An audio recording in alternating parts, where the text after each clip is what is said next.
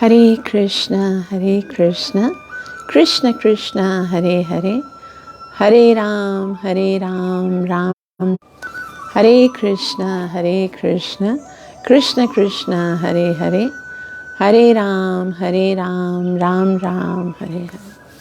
ग्रंथराज श्रीमद् भागवतम महापुराण की जय। Srimad Bhagavatam canto 4 chapter number 8 verse number 53 से प्रारंभ करेंगे। इस आध्यात्मिक जगत में प्रवेश करने से पहले गुरु और गौरंग से कृपा की याचना करते हुए मंगलाचरण करेंगे, ताकि हम जो कुछ श्रवण करने वाले हैं उसका हमें पूरा लाभ प्राप्त हो सके, जो कि है कृष्ण प्रेम की प्राप्ति।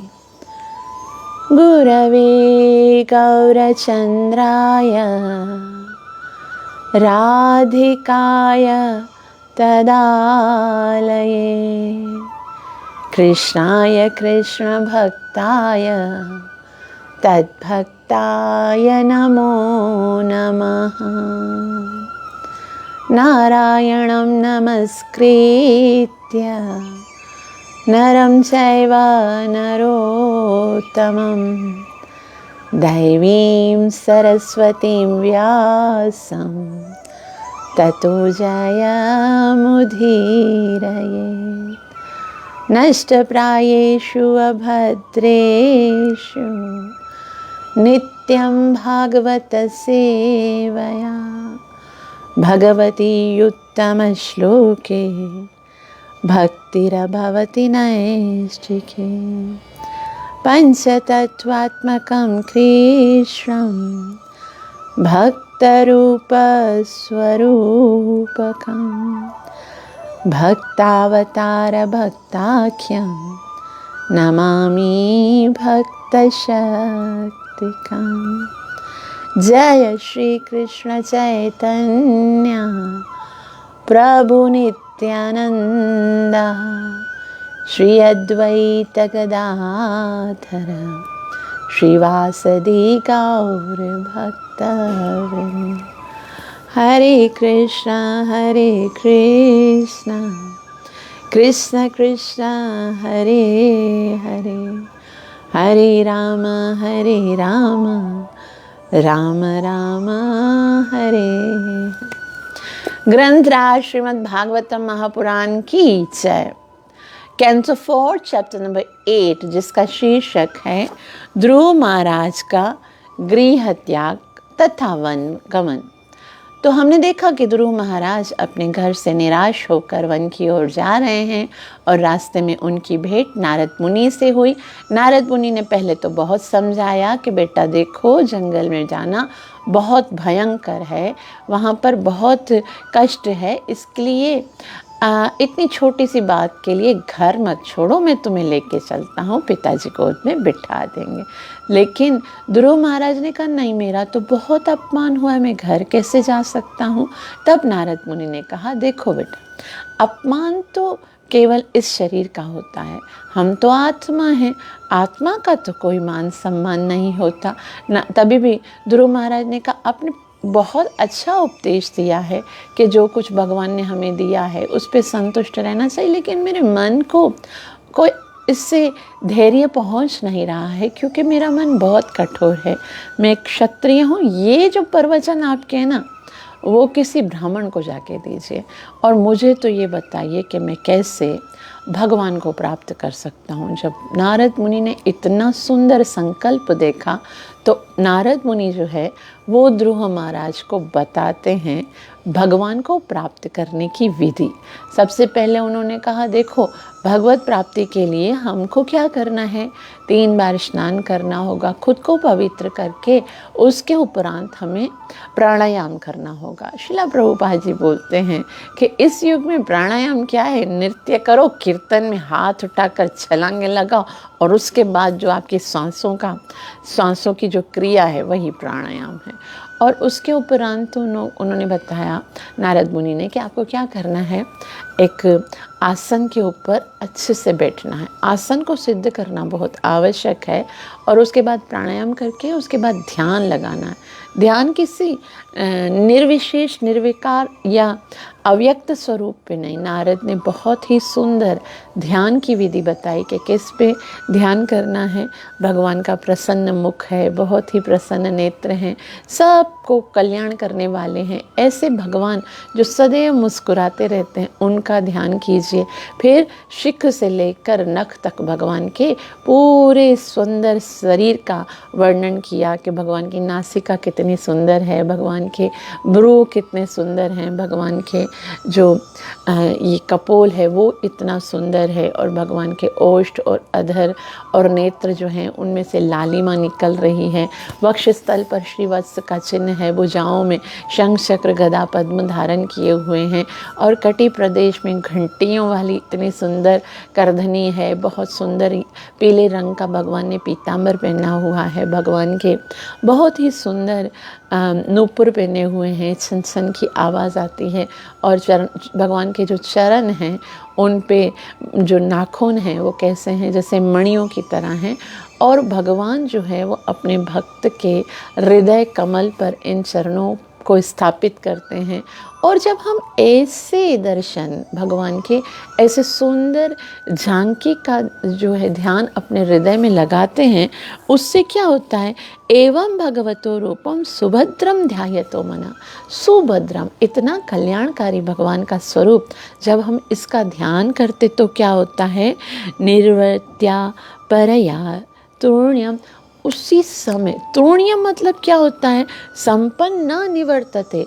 ये हृदय की जो भौतिक कल्मश है, जो गंदगी है, वो तो उसी समय समाप्त हो जाती है जब हृदय में भगवान के इतने सुंदर दर्शन का हम ध्यान करते हैं। और उसके बाद सबसे बड़ा चमत्कार क्या होता है कि न निवर्तते, अर्थात इतना सुंदर ध्यान यदि आ जाता है मन में, तो फिर मन उसको छोड़कर और कहीं जाने की इच्छा नहीं करता।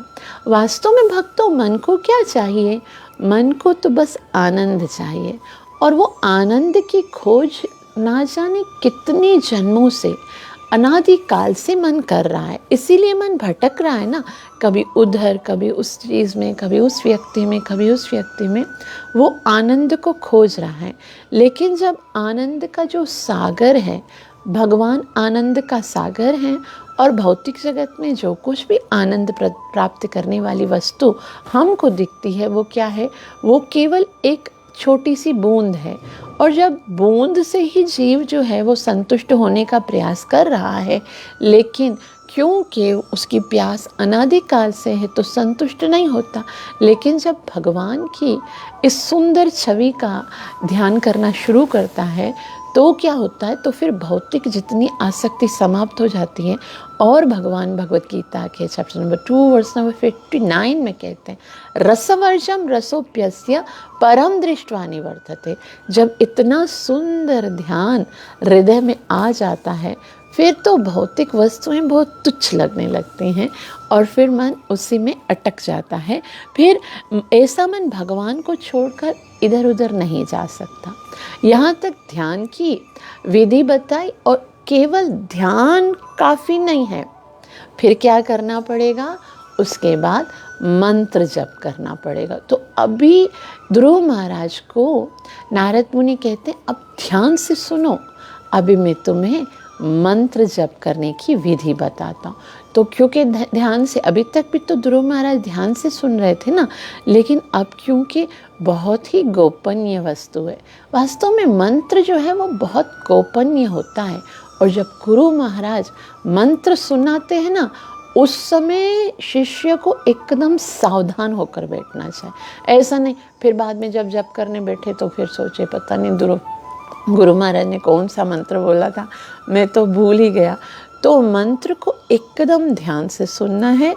आज हम श्लोक नंबर 53 से, जिनके पास भागवतम है वो खोलिए ताकि वो श्लोक को भी मेरे साथ उच्चारण कर सकें। Canto 4 chapter number 8 verse number 53। Narada Muni Dhruva महाराज को जप करने की विधि बता रहे हैं और वे कहते हैं, जपश्च परमो गुह्यः श्रूयतां मे नृपात्मज यं सप्तरात्रं प्रपठनं पुमान् पश्यति खेचरान्। ये बहुत ही महत्वपूर्ण बात है। और नारद मुनि कहते हैं जपश्च परमो गुह्यम, जपश्च परमो गुह्यम, मंत्र जो मैं बता रहा हूँ वो बहुत सीक्रेट है, परम गुह्य है और उसको जप करना है। मंत्र जप, ये वास्तव में जो मंत्र जप की विधि है ना, वो एक बहुत ही अनिवार्य अंग है भक्ति का। और जप का क्या मतलब होता है? जप का मतलब होता है एक ही मंत्र हो, उसको हम कंटिन्यूअस बोलते जाएं, इसको जप कहते हैं। तो यहाँ पर ध्रुव महाराज को नारद मुनि कहते हैं कि जपश्च परमो गुह्यम, बहुत ही सीक्रेट है, गुह्य है, वो मैं बता। तो यहाँ पर एक प्रश्न उठता है ना कि अगर सीक्रेट है तो शास्त्र में इतना खुला ओपनली लिखा तो कोई भी पढ़ लेगा, उसके लिए तो बहुत सरल हो जाएगा। तो ये सरल है, लिखा हुआ पढ़ना सरल है, कोई अपने उनसे पढ़ना चाहे, लेकिन ये जब गुरु के माध्यम से मिलता है ना तो वो सीक्रेट हो जाता है। तो उसके अंदर जो पावर है ना मंत्र का, वास्तव में वो मंत्र उसी समय फलीभूत होता है जब कोई प्रामाणिक गुरु के द्वारा हमें मिलता है।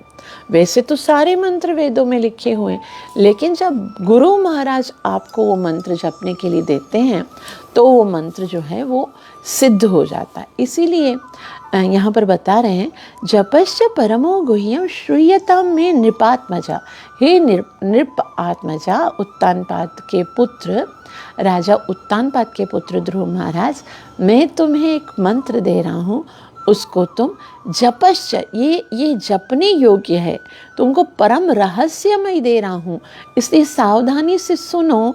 और इसको सुनने से अगर ध्रुव बोले अच्छा ये कौन सा मंत्र है, इसको सुनने से क्या लाभ होने वाला है, तो नारद मुनि कहते हैं ये बहुत ही महत्वपूर्ण और बहुत ही शक्तिशाली मंत्र है।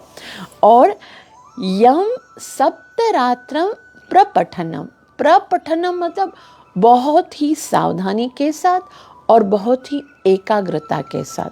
यदि कोई यम सप्तरात्रि, सप्तरात्रि मतलब 7 रात तक, दिन और रात जैसे बोलते हैं ना नवरात्रि, तो इसका मतलब ये नहीं खाली रात को भजन होगा, पूरा समय से भजन होगा। तो 7 रात तक कंटिन्यूअस यदि अगर कोई इसको प्रपठन पुमान, मतलब कोई मनुष्य यदि 7 रात दिन तक उसको कंटिन्यूअस जप करेगा तो क्या होगा बताओ? तो क्या होगा? पश्यति खेचरान, खेचर कहते हैं, देखो हमको दिखता नहीं है लेकिन आकाश में भगवान के बहुत सारे पार्षद जो हैं वो विचरण करते हैं। और जब कोई भगवान का नाम लेता है तो भगवान के पार्षदों को ये आदेश है कि जब कोई मेरा नाम लेगा ना तो फौरन से जाना और उनको सुरक्षा प्रदान करना। जैसे आपको याद है ना, जैसे ही अजामेल के मुख से नारायण निकला था तो कैसे भगवान के पार्षद आ गए थे। तो ऐसा नहीं वैकुंठ से आते हैं, वो घूम रहे होते हैं। कहाँ पर कोई भगवान का भक्त भगवान को नाम जप करता है और उसे संकट है तो उसी समय वो पार्षद जो हैं वो उसको सुरक्षा प्रदान करने के लिए आ जाते हैं। ये उनकी रिस्पॉन्सिबिलिटी है। और क्योंकि भगवान जानते हैं कि कोई व्यक्ति अगर मेरा नाम जप करता है भगवान, तो वो सोचने लगते हैं कि अब मेरी रिस्पॉन्सिबिलिटी हो गई कि अब मैं इनको सुरक्षा प्रदान कर। इसलिए भगवान ने अपने बहुत सारे पार्षदों को पूरे संसार में जो है ना वो भेज दिया है, फैला दिया है। और फिर भगवान ने उनको ये आदेश दिया है कि जब भी मेरे भक्त पर कोई संकट आए फौरन से चले जाना।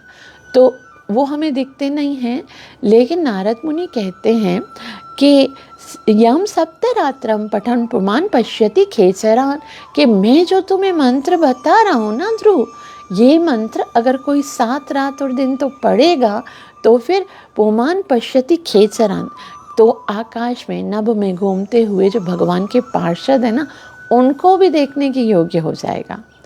तो ये मंत्र कौन सा है वो हम आगे पढ़ेंगे, पहले अनुवाद देखिए। हे राजपुत्र, अब मैं तुम्हें वह मंत्र बताऊंगा जिसे इस ध्यान विधि के समय जपना चाहिए।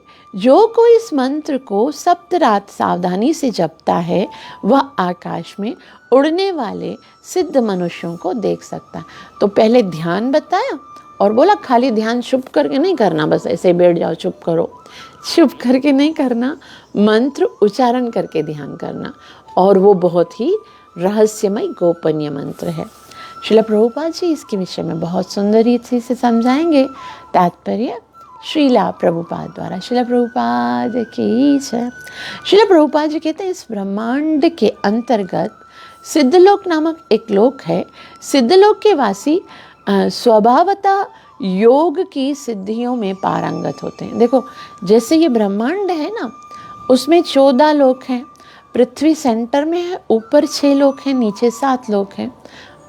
नीचे 6 लोक हैं, ऊपर 7। तो इसमें एक सिद्ध लोक है। कैसे है? ये पृथ्वी है, भूलोक है, उसके बाद भूअरलोक, जनलोक, स्वर्गलोक, जनलोक, तपलोक, स्वर्गलोक, और उसके बाद है सिद्धलोक। तो जो सिद्धलोक है वहाँ के जो प्राणी हैं स्वभावतः वो योग सिद्धियों में पारंगत हैं। योग सिद्धियाँ कौन कौन सी हैं? ये सिद्धियाँ 8 प्रकार की हैं और जिनके द्वारा मनुष्य सूक्ष्म से सूक्ष्म, हल्के से हल्का या विशाल से विशालतम हो सकता है। वह जो भी इच्छा करे उसे तुरंत प्राप्त कर सकता है, यहाँ तक कि वह लोक की सृष्टि कर सकता है। कुछ सिद्धियाँ इस प्रकार हैं।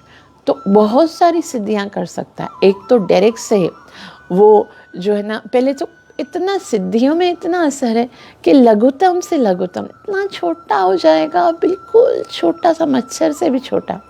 और अगर चाहे तो इतना विशाल हो जाएगा, और अगर चाहे तो इतना हल्का हो जाएगा, ऐसे करके उड़ जाएगा। और चाहे तो इतना भारी हो जाएगा। और जो जैसा भी मना जैसा चाहता है, जो भी इच्छा करता है वैसा तुरंत वो कर सकता है। और वो सृष्टि भी कर सकता है, अलग से बिल्कुल नया लोक निर्माण करना। कुछ सिद्धियाँ इस प्रकार हैं। लघिमा सिद्धि के द्वारा सिद्धलोक के वासी किसी वायुयान या विमान के बिना उड़ सकते हैं।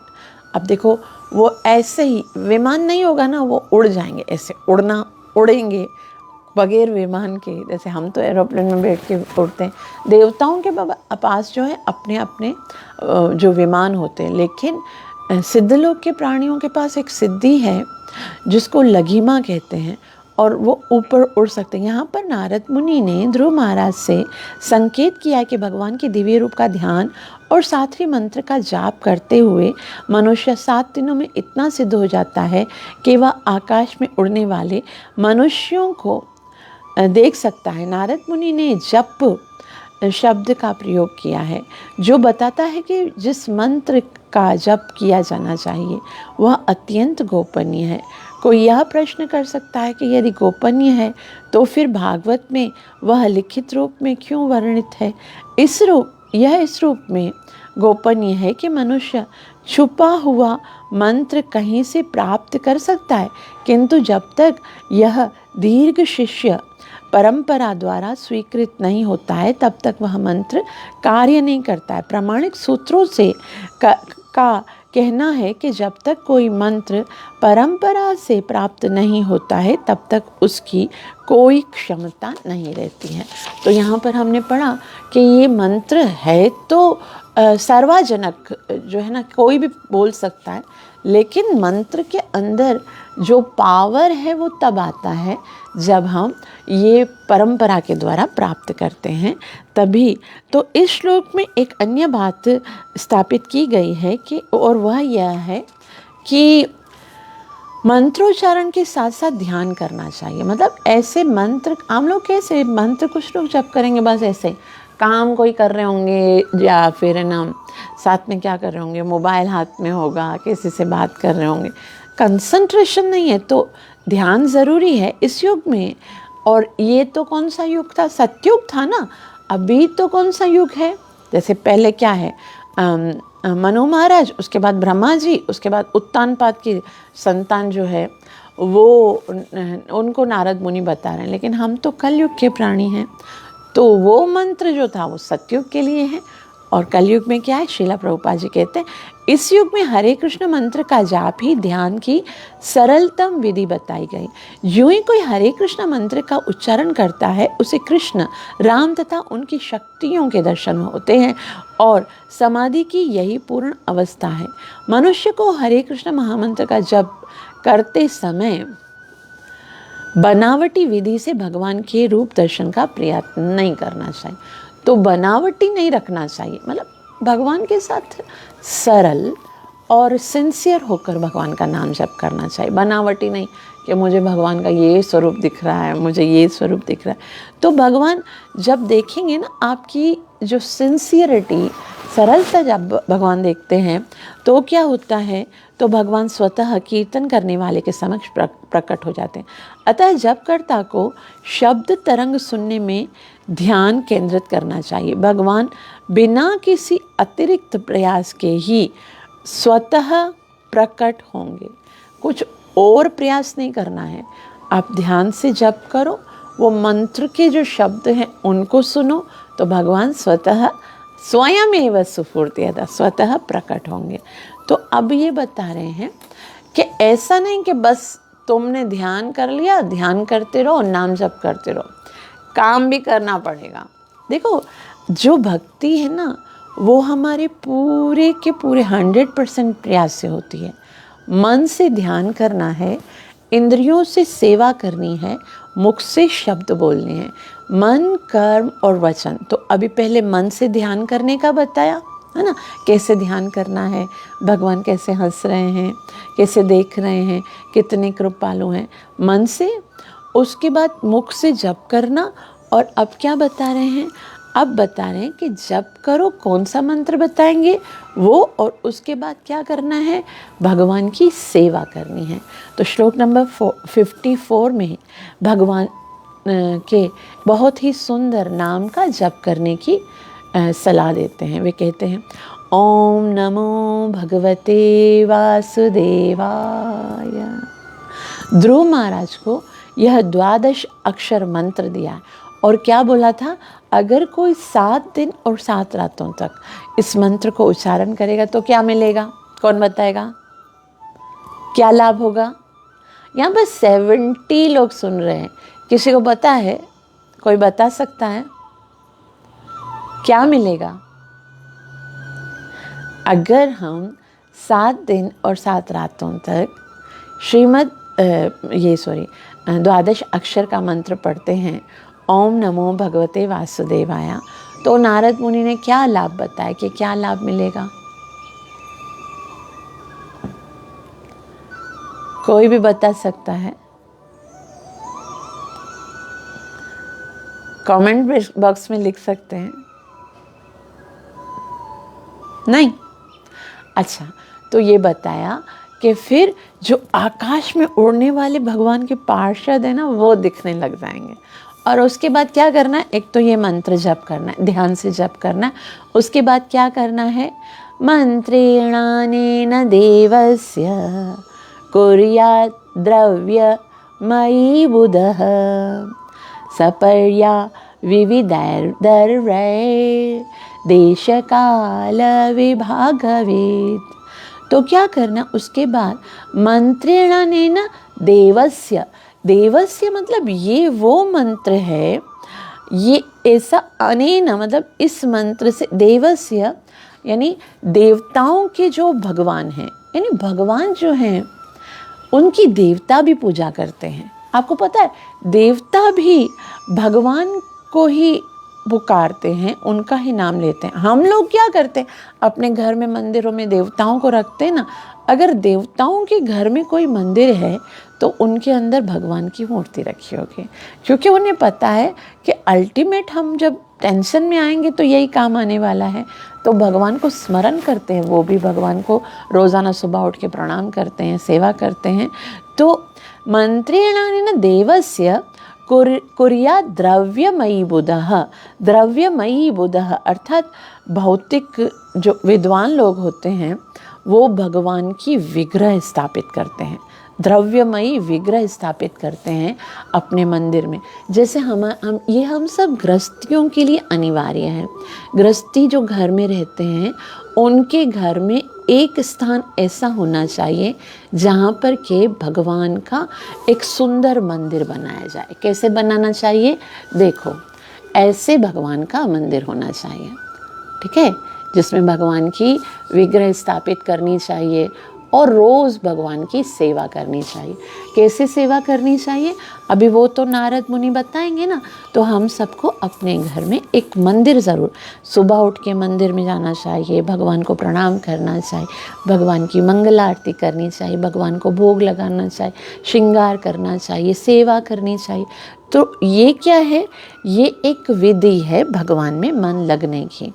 तो फिर क्या, उससे क्या होगा? सपर्याम विविधैर द्रव्य। और फिर क्या करना है? सपर्याम विविधैर द्रव्य। सपर्याम का मतलब होता है वेदोक्त विधि। वेदों में, शास्त्रों में गुरुजनों ने जो एक विधि बताई है उसके अनुसार हमको भगवान की पूजा भी करनी चाहिए। और कैसे पूजा करनी चाहिए? विविधैर द्रव्य मतलब सामग्री इकट्ठा करनी चाहिए। कौन कौन सी सामग्री इकट्ठा करनी चाहिए? हम तो यहाँ पर रहते, बहुत सारी चीज़ें मिलती नहीं। अभी तो लॉकडाउन है तो कहाँ से सामग्री इकट्ठा करेंगे? तो नारद मुनि कहते हैं देश काल विभागवित। इसका कोई हार्ड एंड फास्ट रूल नहीं है। देश काल विभागवत, आप अभी कहाँ पर हो, क्या सिचुएशन है, कौन से देश में हो, किस तरह से आप जो कौन सी सामग्री ऐसी है जो आप अभी जुटा सकते हो, उससे भगवान की सेवा करनी चाहिए वेद विधि के अनुसार। वेद विधि मतलब प्योरिटी के साथ, भाव के साथ। भगवान को वस्तुओं की थोड़ी ना ज़रूरत है, भगवान को तो केवल आपके भाव की आवश्यकता है। भगवान तो भावग्राही हैं। तो कुछ भी अगर हम भाव के साथ भगवान को अर्पित करते हैं तो भगवान स्वीकार करते हैं। ऐसा भगवान ने स्वयं कहा है। भगवान बताते हैं Srimad Bhagavad Gita chapter 9 verse number 26। भगवान कहते हैं पत्रम पुष्पम फलम तोयम यो मे भक्त्या प्रयच्छति तदहं भक्त्युपहर्तम् अश्नामि प्रयतात्मनः। यदि कोई प्रेम और भक्ति के साथ, ये दो शर्तें हैं, भक्त्या पर्युपासते, जो भक्ति के साथ देता है उसी की मैं स्वीकार करूँगा। पत्रम पुष्पम फलम तो यो में भक्त्या प्रयच्छति। तो चाहे कुछ भी हो, एक पत्ता तुलसी का दे दो, या एक फल दे दो, या एक फूल दे दो, या फिर एक पानी का गिलास दे दो, कुछ भी तुम देश काल विभागता जहाँ पर हो, एक पानी का गिलास क्या नहीं होगा वहाँ पर? बस साफ़ करके एक पानी का गिलास रख दो, उसके अंदर तुलसी का पत्ता डाल दो, फल खाओ तो फल दे दो, फूल हो मिले तो फूल दे दो, मैं कुछ भी ले लूँगा। तो देश काल विभागश, हमको सामग्री जुटानी है। सामग्री मतलब क्या? द्रव्य है जो सपर्याम विविधैर द्रव्य देश काल विभागश। और उस विधि से, अभी देखो यहाँ पर कितना स्पष्ट और परफेक्ट प्रवचन कर रहे हैं नारद मुनि। आज नारद मुनि जो है वो उन व्यक्तियों को जो कि बोलते नहीं भगवान की मूर्ति रखने की ज़रूरत नहीं है, मूर्ति तो हम खुद बनाते, वो भला भगवान कैसे हो सकती है? भगवान का कोई न रूप है न रंग है, भगवान निराकार। जो भगवान हम सबको देते हैं उन्हें भला खाने की क्या आवश्यकता है? उनको हमें क्या ज़रूरत है अर्पण करने की? तो ये जो मैं बता रही हूँ ना अभी, ये कोई मन घड़त नहीं है। ये जो साक्षात शास्त्र में श्रीमद् भागवतम 18 पुराण में सबसे महत्वपूर्ण पुराण है। श्रीमद् भागवते महामुनि कृते किं वा परे रीश्वर इससे बढ़कर तो और कुछ नहीं। और इसमें ये डंके की चोट पर ऐलान किया जा रहा है कि आपको क्या करना है, भगवान के स्वरूप का ध्यान करना है, मंत्रोच्चारण करना है और पूजा विधि। और पूजा विधि में जो देश काल और परिस्थिति के अनुसार जो सामग्री है उससे भगवान की पूजा करनी है। और वो वस्तुएं कौन सी वो आगे बताएंगे। अभी तो खाली ये विधि बताई गई है। और क्या बताया गया, मंत्र कौन सा है, कौन सा मंत्र जप करना है। ध्रुव महाराज के लिए कौन सा मंत्र है, ओम नमो भगवते वासुदेवाय। और हमारे लिए इस कलयुग में कौन सा मंत्र है, हरे कृष्ण कृष्ण कृष्ण हरे हरे, हरे राम राम राम हरे हरे। अनुवाद, श्री कृष्ण की पूजा का 12 अक्षर वाला मंत्र है ओम नमो भगवते वासुदेवाय।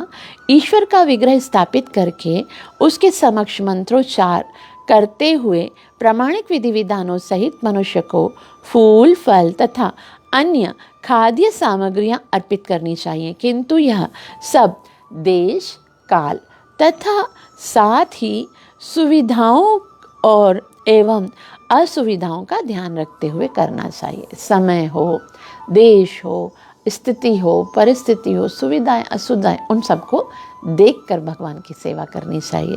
श्रीला प्रभुपाद की।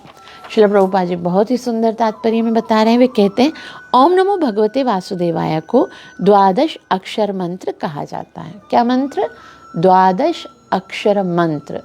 और इसमें क्योंकि ओम है ना, ओम प्रणव है, और प्रणव जो है वो वैदिक मंत्र होता है। और जो वैदिक मंत्र होता है वो केवल ब्राह्मण दीक्षा के बाद लिया जा सकता है। देखो 2 प्रकार की दीक्षा होती है, एक तो हरिनाम दीक्षा होती है, और हरिनाम दीक्षा के द्वारा हमको एक मंत्र मिलता है, महामंत्र मिलता है, ठीक है। उसके बाद ब्राह्मण दीक्षा होती है। ब्राह्मण दीक्षा के टाइम पर जनेऊ मिलता है और गायत्री मिलती है। उसमें जो है ये जो प्रणव वाले मंत्र है ना, वो गुरु महाराज दे सकते हैं, लेकिन वो केवल ब्राह्मण को दिया जाता है। अभी तो ध्रुव महाराज तो ब्राह्मण नहीं है ना। ध्रुव महाराज ने क्या बोला था कि मैं तो क्षत्रिय हूँ, क्षत्रिय की औलाद हूँ, मुझे ये ब्राह्मणों वाली बातें नहीं समझ में आती।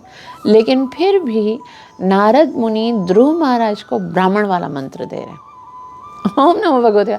तो क्यों दे रहे, उसको श्रील प्रभुपाद जी बहुत सुंदर रीति से समझाएंगे। यहाँ पर श्रील प्रभुपाद जी कहते हैं कि यह मंत्र वैष्णव भक्तों द्वारा जप किया जाता है और यह प्रणव अर्थात ओंकार से प्रारंभ होता है। ऐसा आदेश है कि जो ब्राह्मण नहीं है वे इस प्रणव मंत्र का उच्चारण नहीं कर सकते, किंतु ध्रुव महाराज तो जन्मजात क्षत्रिय थे। उन्होंने नारद मुनि के समक्ष तुरंत स्वीकार किया कि क्षत्रिय होने के कारण वे नारद के त्याग तथा मन संतुलन के उपदेश को स्वीकार नहीं कर सकते, क्योंकि ये तो ब्राह्मण के लिए है। तो भी ब्राह्मण न होते हुए भी नारद के आदेश से ध्रुव को प्रणव ओंकार उच्चारण करने की अनुमति मिल गई। मतलब गुरु महाराज डिसाइड करेंगे कि आपको कौन सा मंत्र पढ़ना है, आप ब्राह्मण हो क्षत्रिय हो। ये भगवान ने कहा है श्रीमद् भगवद गीता में कि जो चातुर्वर्ण्यम मया सृष्टम गुण कर्म विभागशः, 4 प्रकार की सृष्टि मेरे द्वारा हुई है, जन के नहीं, गुणों और कर्मों के विभाग से। तो यहाँ श्रीला प्रभुपाद जी कहते हैं कि क्योंकि ये तो ब्राह्मण के लिए है, तो भी ब्राह्मण ना होते हुए भी नारद के आदेश से ध्रुव ने प्रणव ओंकार उच्चारण करने की अनुमति मिल गई। यह अत्यंत महत्वपूर्ण है। विशेषतः भारत में ब्राह्मण लोग अन्य जाति वालों के द्वारा प्रणव मंत्र का उच्चारण किए जाने पर विरोध करते हैं। भारत में कहते हैं ये ब्राह्मण नहीं है तो कैसे जप कर सकता है। श्रीला प्रभुपाद जी कहते हैं किंतु यहाँ पर सबल प्रमाण है कि जो व्यक्ति वैष्णव मंत्र अथवा देव पूजा की वैष्णव विधि को स्वीकार करता है उसे प्रणव मंत्र का जप करने दिया जाता है। श्रीमद् भगवद गीता में भगवान स्वयं स्वीकार करते हैं कि चाहे जो कोई हो, भले ही वह निम्न योनि का हो, यदि वह ठीक से केवल पूजा ही करे तो वह उच्च पद को प्राप्त कर सकता है और भगवान के धाम को वापस जा सकता है। तो भगवान बताते हैं Srimad Bhagavad Gita chapter number 9 verse number 32 में कि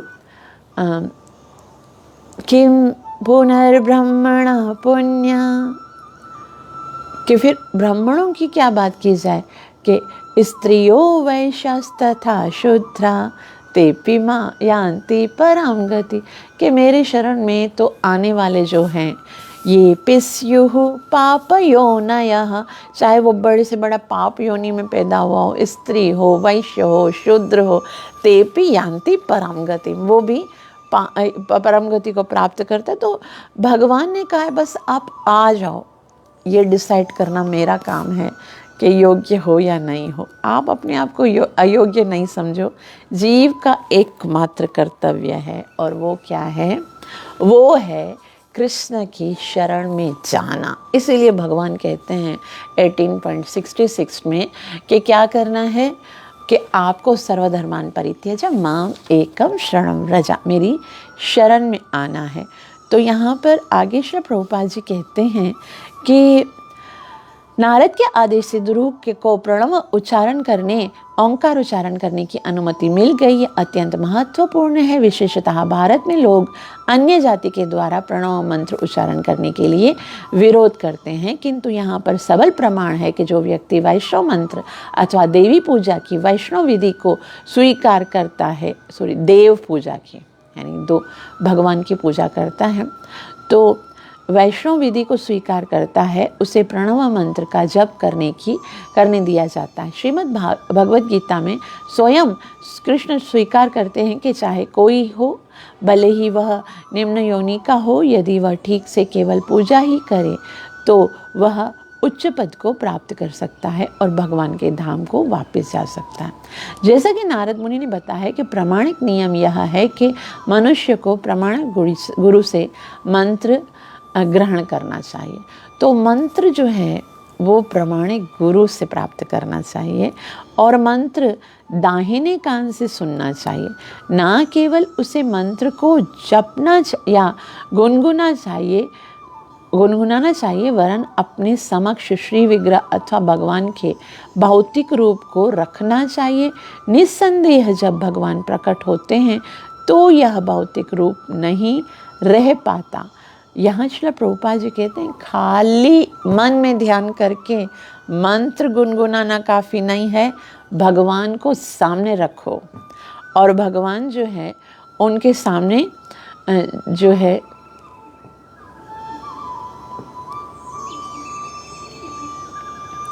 प्रकट होते हैं, तब तो इन चीज़ों की आवश्यकता नहीं है। तो शुरू में क्या है, निस्संदेह जब भगवान प्रकट होते हैं तो यह भौतिक रूप नहीं रह जाता। उदाहरणार्थ जब लोहे की छड़ी को आग में तपाया जाता है तो वह लोहा ना रहकर आग हो जाता है। इसी प्रकार जब हम भगवान के स्वरूप तैयार करते हैं, चाहे वो लकड़ी का हो, पत्थर का, धातु का, मणि का या रंग का अथवा मानसिक हो, तो यह भगवान का प्रामाणिक आत्म दिव्य स्वरूप हो जाता है। तो यहाँ पर कुछ लोग ऐसे बोलते ना कि भाई ये रूप कैसा है, मंत्र कैसा, ये विग्रह कैसा हम बनाते हैं।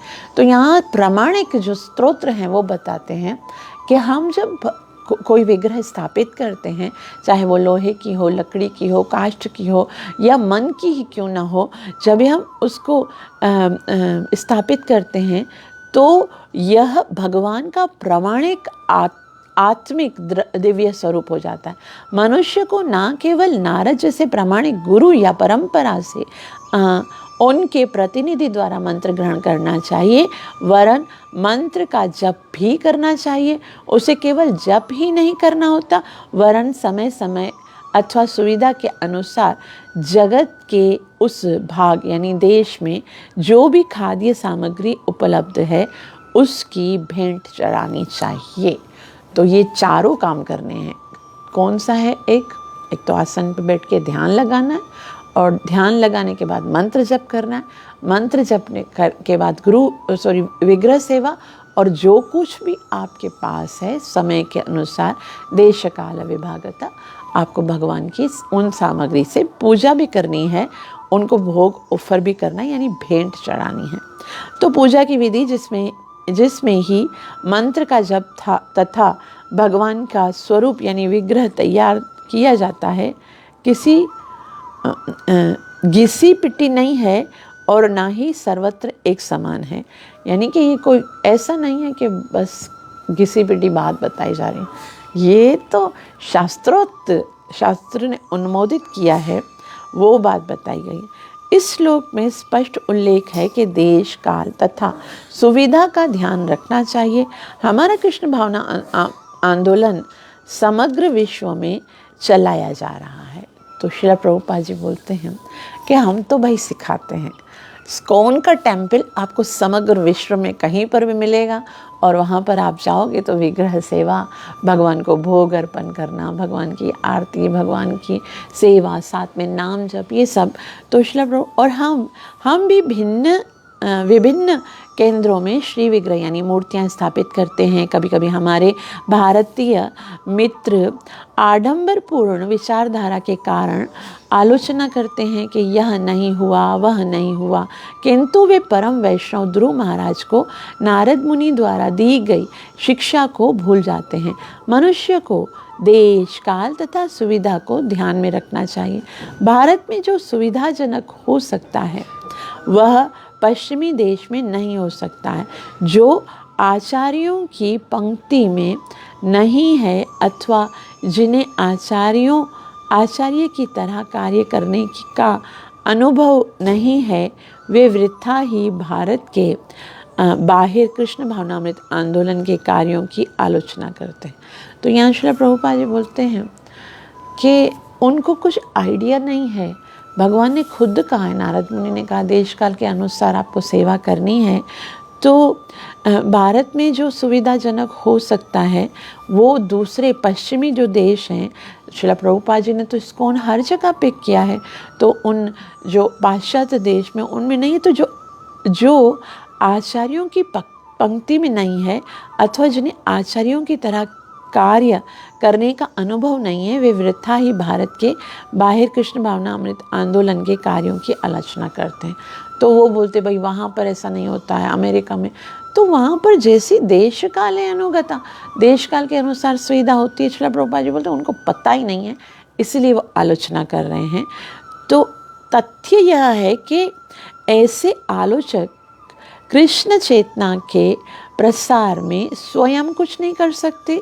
यदि कोई बाहर जाता है और देश तथा काल को ध्यान में रखते हुए प्रचार करता है तो संभावना है कि पूजा की विधि में अंतर आ जाए, किंतु शास्त्रों के अनुसार यह किंचित मात्र दोषपूर्ण नहीं है।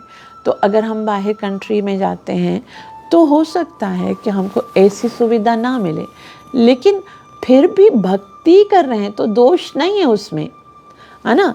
क्या है वास्तव में कि something is better than nothing.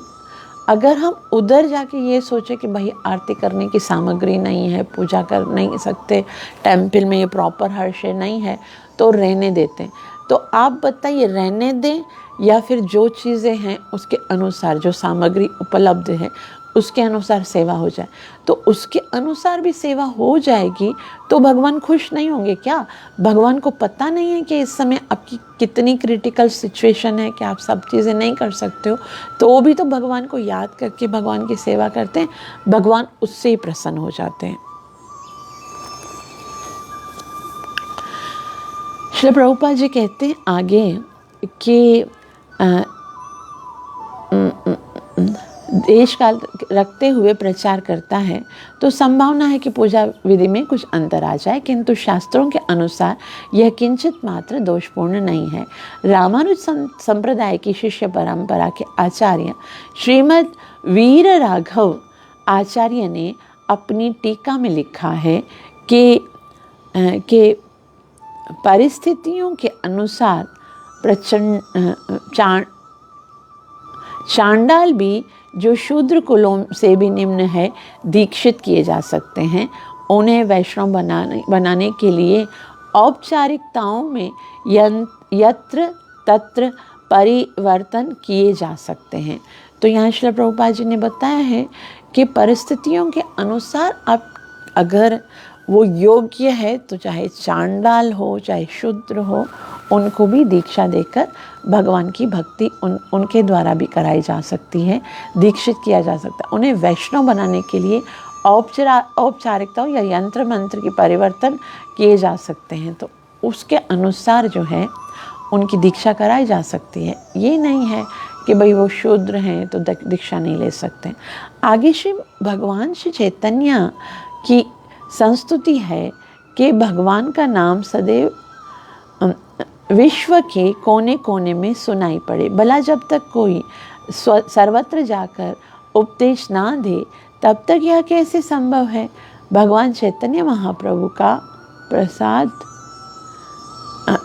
Chaitanya Mahaprabhu का संप्रदाय भागवत धर्म और वे कृष्ण कथा अथवा भगवत गीता तथा श्रीमद् भागवत संप्रदाय की विशेष संस्तुति करता है।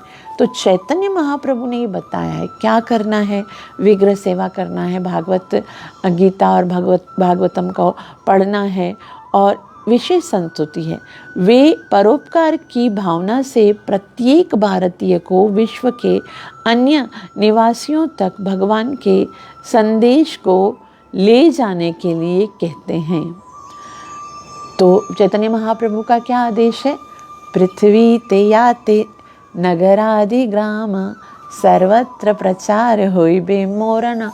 श्री प्रभुपाद जी बोल रहे, भगवान ने तो कह दिया, लेकिन अगर कोई जाकर प्रवचन करेगा नहीं, प्रचार करेगा नहीं, सब अपने अपने घर में बैठे रहेंगे, खाली ध्यान लगाएंगे, तो भला कैसे भगवान की बात पूरी होगी।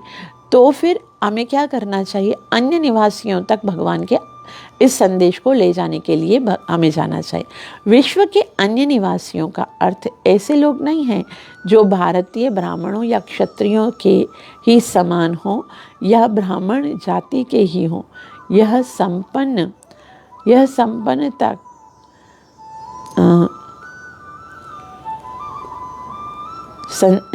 यहाँ पर श्री प्रभु अर्थ है कि यह नियम के केवल भारतीय तथा हिंदू ही वैष्णव संप्रदाय में आ सकते हैं, भ्रांतिपूर्ण विचार है। ये सनातन धर्म केवल भारतीय या हिंदुओं के लिए नहीं है, सनातन धर्म सार्वजनिक है, सबके लिए है।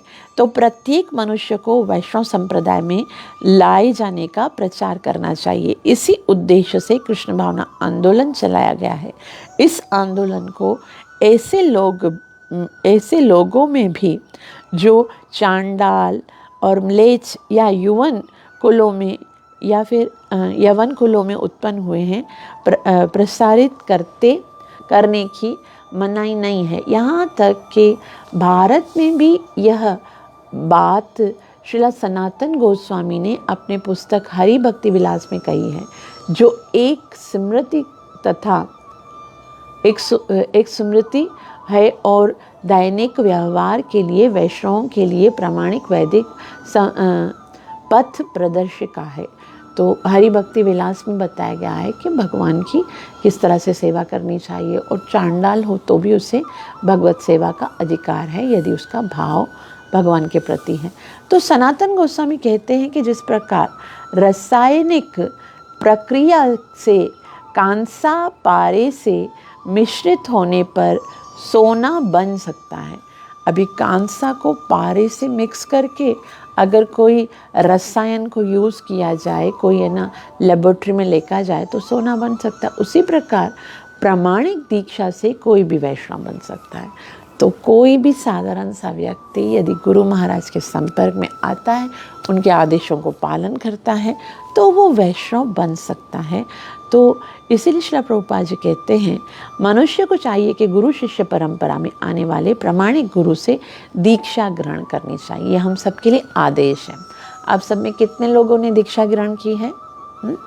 जिन्होंने दीक्षा ग्रहण नहीं की है उनके लिए दीक्षा ग्रहण करना कितना अनिवार्य है। नारद मुनि कह रहे हैं कि प्रामाणिक गुरु के पास जाओ। श्रील प्रभुपाद जी बोलते हैं कि यहाँ पर श्रील प्रभुपाद जी कहते हैं कि आने वाले प्रमाणिक गुरु से दीक्षा ग्रहण करनी चाहिए, जिसको उनके पहले के गुरु द्वारा प्रमाणित किया गया हो। गुरु कौन है? जो पहले जो गुरु था उसने उसको प्रमाणित किया है। यदि दीक्षा विधान कहलाता है तो भगवत गीता में भगवान कृष्ण ने व्यपाश्रित्य अर्थात गुरु स्वीकार करने के लिए कहा है। इस विधि से समग्र संसार को कृष्ण भावनामृत में बदला जा सकता है। तो श्री प्रभुपाद जी बोलते हैं कि भगवान ने कहा है कि व्यपाश्रित्य जाओ और गुरु स्वीकार करो, और जब आप गुरु स्वीकार करोगे तो गुरु महाराज जो मंत्र देंगे वो मंत्र ज़रूर आपको भगवान तक लेके जाएगा। तो यहाँ तक हम मंत्र जाप की विधि पढ़ें।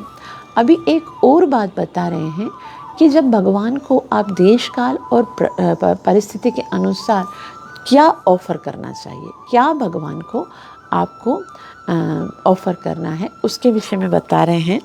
वे कहते हैं सलिले शुचिभिर्मालय वन्ये मूलफलादिभिः शस्तांक राशुकैश्चर्ये तुलस्या प्रियया प्रभुम। तो क्या करना है? पहले सबसे सरल, मतलब इतनी सरल है भगवान की भक्ति कि नारद मुनि कहते हैं अब तो आप जाने वाले हो वृंदावन में। वृंदावन में कहाँ तपस्या करने हैं? मधुवन में। मधुवन में यमुना जी बहती है। सबसे पहले जल उठाना यमुना जी का और भगवान को डेली जल अर्पण करना है। कितना सरल है। जो गरीब से गरीब व्यक्ति है उसके घर में भी तो जल होगा ना, तो भगवान को वो जल भी अर्पण कर लेते हैं तो भगवान इतना प्रसन्न होते हैं। इसलिए जल कैसा होना चाहिए? शुचिभिर मतलब शुद्ध होना चाहिए। ये है कि भगवत भक्ति जो है वो प्योरिटी के साथ करनी चाहिए। और सलील शुचिभिर माल्य का मतलब होता है उस समय जो सुंदर सुंदर फूल मिलते हैं उन फूलों से भगवान के लिए माला बनानी चाहिए। माल्य और वन्यर मूल फलादि भी। वन्यर यानी कि मल, जो वन है, वन के अंदर, अब देखो ध्रुव महाराज तो वहाँ पर रह रहे ना, जंगल में रह रहे हैं, तो जंगल में ये नहीं बोलेंगे तो तुम ऐसा करना, तुम्हारे पास, उसके पास तो पैसे भी नहीं होंगे तो मार्केट में जाकर सब्जियां और फ्रूट्स तो नहीं खरीद कर सके। तो वन ईयर फूल फलादि भी, मूल फलादि भी। तो वन में देखो कहीं पर फल टंगे हुए होंगे, कहीं मैंगो होगा, कहीं एप्पल होगा, कहीं पर क्या होगा, तो उसमें से रोज़ाना कुछ न कुछ लेकर भगवान को ऑफर कर देना। तो ये बता रहे हैं, देखो नारद मुनि कितनी सुंदर, जो श्रील प्रभुपाद जी ने हमें सेवा की पद्धति दी है ना, एज इट इज़ शास्त्रों के अनुसार है। सीधा सीधा हम जा रहे हैं ना, भगवान का सुंदर दर्शन और फिर भगवान का ध्यान, हरि नाम जप और उसके बाद भगवान की सेवा। तो कैसे करनी है? सलिले शुचिभिर्माल्य वन्यैर्मूल फलादिभिः। तो क्या क्या वस्तु हैं यहाँ पर? जल है शुद्ध, और मालाएं हैं, और वन में उगने वाले फूल और फल से भगवान, जो वस्तु उपलब्ध है देश काल के अनुसार, मतलब कोई हार्ड एंड फास्ट रूल नहीं है कि हरू-भरू भगवान को आपको ये अर्पण करना है। आपके पास जो सुविधा है, जैसे हमने पहले भी पढ़ा देश काल विभागश, तो जैसा देश काल के अनुसार सेवा करनी है। और उसके बाद शस्तांकुर राशु कैश चार्या। शस्तांकुर इसका मतलब होता है एक अंकुर होता है, छोटे छोटे कलियां होती हैं, वो उसको बोलते हैं धूप की कलियां होती हैं, ध्रुवा की कलियां होती हैं, वो बहुत विख्यात हैं, वो हम दे सकते हैं। और अंशुक है यानी वृक्षों की जो छाल, या जो वृक्षों के, अब ध्रुव महाराज को बता रहे हैं ना, तो वहाँ पर वृक्षों के बड़े पत्ते हैं, उनके ऊपर भगवान को शुद्ध, उसको पत्ते को साफ करके उसके ऊपर आप दे सकते हो। शस्तांकुर राशु कैश चर्या। और सबसे सुंदर बात क्या है? सबसे सुंदर जो भगवान को बहुत प्रिय लगती है वो क्या है? तुलस्या प्रियया प्रभुम। तुलस्या प्रियया, ये सब नहीं है तो एक तुलसी का पत्ता उठा के चरणों में रख दो, बस बिक जाएंगे। भगवान कहते विकृण्यतम, मैं तो बिक जाता हूँ अगर कोई एक तुलसी का पत्ता देता है, तो इससे बड़ी भेंट तो वो कुछ नहीं। तो हमको क्या करना चाहिए, हम गृहस्थियों को डेली जो है ना भगवान को एक तुलसी पत्ता अवश्य अर्पण करना चाहिए। और सबके घर में तुलसी पत्ता होना चाहिए, हर एक के घर में तुलसी होनी चाहिए। आप में से अगर किसी के पास तुलसी नहीं है तो फिर आप मुझे मैसेज कीजिए, मैं आपके घर पर तुलसी TCS करवा दूँगी। मगर ये केवल पाकिस्तानियों के लिए है, ठीक है, क्योंकि इंडिया के बॉर्डर बंद है ना, तो इंडिया में मैं TCS नहीं कर सकती हूँ। अगर पाकिस्तान में किसी को तुलसी की आवश्यकता है तो आप मुझे मैसेज कर सकते हो, लेकिन एक शर्त पर। वो क्या शर्त है कि आपको रोज़ाना तुलसी की पूजा करनी है, परिक्रमा करनी है और उनको प्रणाम करके एक मंत्रोच्चारण करते हैं, ठीक है। तुलसी को प्रणाम करने का मंत्र आता है। तुलसी को प्रणाम करने का मंत्र है श्रीविंदायाय तुलसी देव्याय प्रियाय केशव सचा श्री कृष्ण भक्ति प्रदे देवी सत्यव्रताय नमो नमः। ये तुलसी महारानी को प्रणाम करने से ही कृष्ण भक्ति प्राप्त हो जाती है। और जब तुलसी का पत्ता तोड़ते ना तब भी एक मंत्रोच्चारण करते हैं। वो क्या मंत्रोच्चारण करते हैं, तुलसी महारानी को कहते हैं तुलसी अमृत जन्मासी सदा त्वं केशव प्रिया केशवार्थम चिनोमि त्वं वरद भावो शोभने। कि आप तो तुलसी महारानी अमृत से उत्पन्न हुई हो और आप तो कृष्ण की कितनी प्यारी हो। अब मैं कृष्ण के लिए आपको आपके एक पत्ते को तोड़ रहा हूँ ना, तो अगर आपको कष्ट होता है तो मुझे क्षमा कर, वरद भाव शोभने। तो इस तरह से आपको प्रॉमिस करना पड़ेगा कि आप तुलसी का पत्ता तोड़ोगे और रोज़ भगवान के चरणों में अर्पित करोगे, तो मैं आपको तुलसी भी प्रदान करूँगी, TCS करूँगी, ठीक है। और क्या है, तुलसिया प्रियया प्रभु, तो भगवान को तुलसी पत्ता भी अर्पण करना। अरे इससे सस्ती पूजा और क्या हो सकती है। एकदम सरल, भगवान की पूजा के लिए कोई इतना एक्सपेंस नहीं चाहिए, कोई धन नहीं चाहिए। क्या क्या बताया, सलील है, शुद्ध पानी है, सलील है, शुचि बीरमाल है, छोटे छोटे फूल उठाकर भगवान की माला बना दी और भगवान को कुछ फूल अर्पण कर दिए, कुछ फल अर्पण कर दिए, कुछ नहीं तो तुलसी का पत्ता अर्पण कर, उसी से रीझ जाते हैं। अरे सुना है, रीझ जाते हैं फ़कत आंसू बहाने से। कुछ नहीं है, बोलो कुछ नहीं है मेरे पास। जब कुछ नहीं हो ना तब बोलो क्या करूं, मेरा दिल है बहुत कुछ अर्पण करने का, लेकिन कुछ नहीं है। तो ये जो आंसू हैं वही तुम्हारे चरणों में अर्पण करता हूँ और वो खुश हो जाएंगे। तो अनुवाद देखते हैं, ठीक है। भगवान की पूजा शुद्ध जल, शुद्ध पुष्पमाला, फल फूल तथा जंगल में उपलब्ध वनस्पतियों या ताज़े उगे हुए ध्रुवादल एकत्र करके फूलों की कलियां अथवा वृक्षों की छाल से, या संभव हो तो भगवान को अत्यंत प्रिय तुलसी दल अर्पित करते हुए करनी चाहिए। श्रीला प्रभुपाद जी बहुत सुंदर रीति से समझाएंगे तात्पर्य। श्रीला प्रभुपाद द्वारा श्रीला प्रभुपाद की जय। श्रीला प्रभुपाद जी कहते हैं यहाँ विशेष उल्लेख हुआ है कि भगवान को तुलसी दल अत्यंत प्रिय है। भक्तों को चाहिए कि वह प्रत्येक मंदिर तथा पूजा केंद्र में तुलसी दल ले जाना ना भूलें। पश्चिमी देश में कृष्ण भावना अमृत आंदोलन के प्रसार में हमें सबसे अधिक प्रसन्नता इसीलिए होती है कि हमें तुलसी के दल कहीं प्राप्त, सबसे अधिक अप्रसन्नता इसीलिए होती है क्योंकि यहाँ पर कहीं पर तुलसी दल प्राप्त नहीं होते थे। तो श्रीला प्रभुपाद जी बोलते जब हम वेस्टर्न कंट्रीज़ में जाते थे ना, मुझे इतना दुख होता था कि वहाँ पर तुलसी होती ही नहीं थी। फिर श्रीला प्रभुपाद जी ने कहा कि अतः हम अपनी शिष्य श्रीमती गोविंद दासी के अत्यंत अनुग्रहित हैं। उन्होंने बीजों से तुलसी वृक्ष उगाने का प्रयत्न किया जिसमें उन्हें भगवत कृपा से सफलता प्राप्त हुई। अब हम प्रायः प्रत्येक केंद्र में तुलसी के पौधे उगा रहे हैं। तो पहले पता नहीं था कि तुलसी अब नहीं है तो कहाँ से लाएं। तो कहीं से गोविंद दासी श्री प्रभुपाद जी उनका धन्यवाद करते हुए कहते हैं कि वो कहीं से बीज लेकर आई और बीजों से तुलसी उगाना प्रारंभ की। और अब तो आप इस्कॉन के किसी भी सेंटर में जाओगे ना, सुबह को मंगल आरती के बाद तुलसी पूजा होती है, शाम को संध्या आरती से पहले तुलसी पूजा होती है। हमारे घर में बहुत सारी तुलसियाँ हैं और वृंदावन की तरह है। जब तुलसी महारानी के सामने जप करते ना तो फिर मन लगने लगता है, इसलिए तुलसी का पौधा तो ज़रूर होना चाहिए घर पे। आगे श्री प्रभुपाद जी कहते हैं, श्री भगवान की पूजा विधि से तुलसी दल का अत्यधिक महत्व है। जब हम पूजा करते हैं तुलसी दल से, तो इस श्लोक में आए हुए सलीले शब्द का अर्थ है कि जल से। निस्संदेह ध्रुव महाराज यमुना के तट पर पूजा कर रहे थे। यमुना तथा गंगा पवित्र नदियां हैं और कभी कभी भारत के भक्त लोग यमुना या गंगा जल से मूर्ति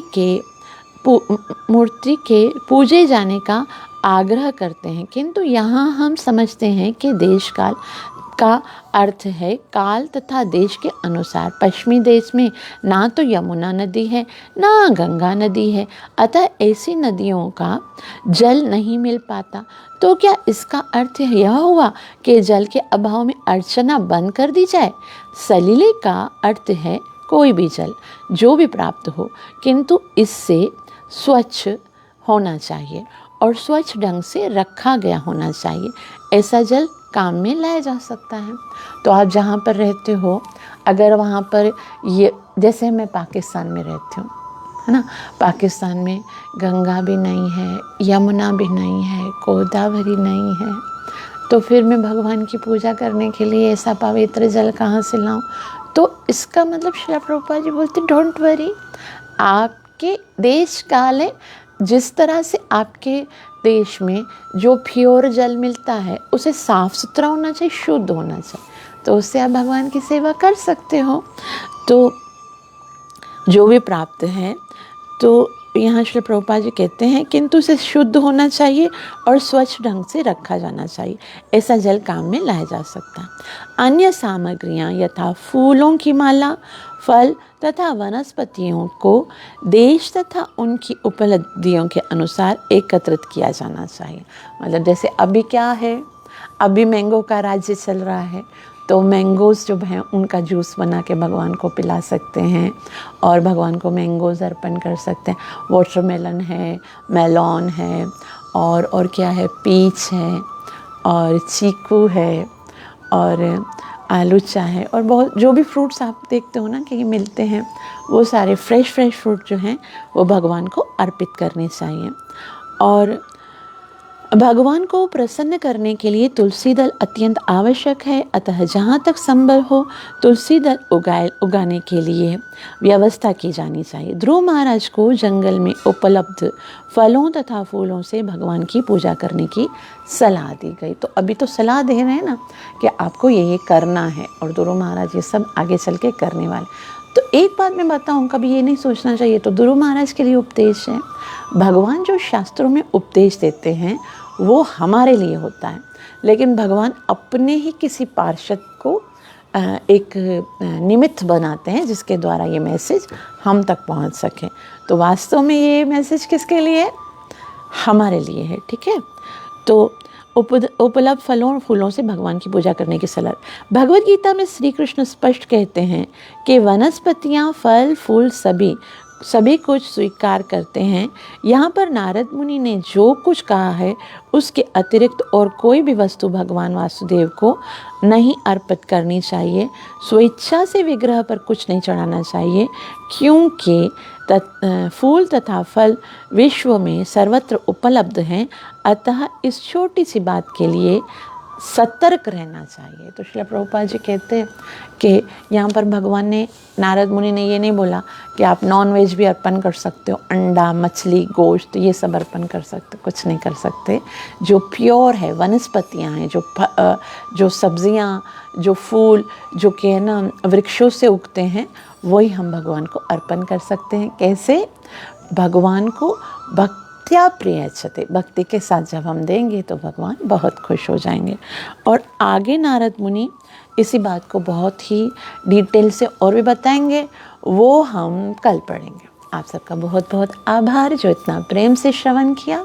कृपया मुझे आशीर्वाद देना मत भूलिएगा, मेरे लिए प्रार्थना करना मत भूलिएगा, ताकि मैं अपनी सेवा और साधना को अच्छे से कर सकूं और निरपराध भाव से हरिनाम का जप करके गुरु और कृष्ण को प्रसन्न कर सकूं।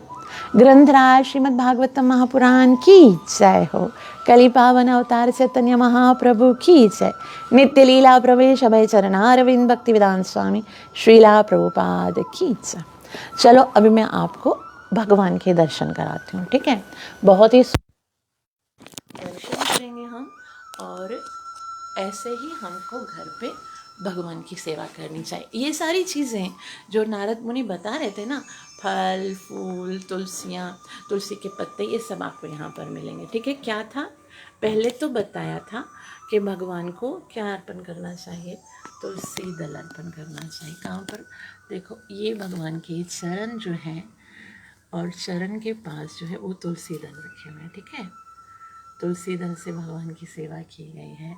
और बताया था ना माला होनी चाहिए, और माला भगवान ने पहनी हुई है। अभी क्योंकि मोतिया और गेंदे के फूल चल रहे हैं तो उसकी माला है, और भगवान को फूल है अर्पण किए हुए ना, मैंगोज़ हैं, ठीक है, और चीकू है, आलूचा है, चेरीज़ है, ठीक है। और उसके बाद क्या बोला था, सलील है, भगवान के लिए जल है ना, जल से भगवान, और ये सारी चीज़ों से हमको भगवान की सेवा करनी चाहिए, ठीक है। तो आज का सेशन श्री श्री राधा गोपीनाथ भगवान की जय हो। आज का सेशन यहाँ पर समाप्त करते हैं, कल फिर मिलेंगे। आप सबका बहुत बहुत आभार। हरे कृष्णा।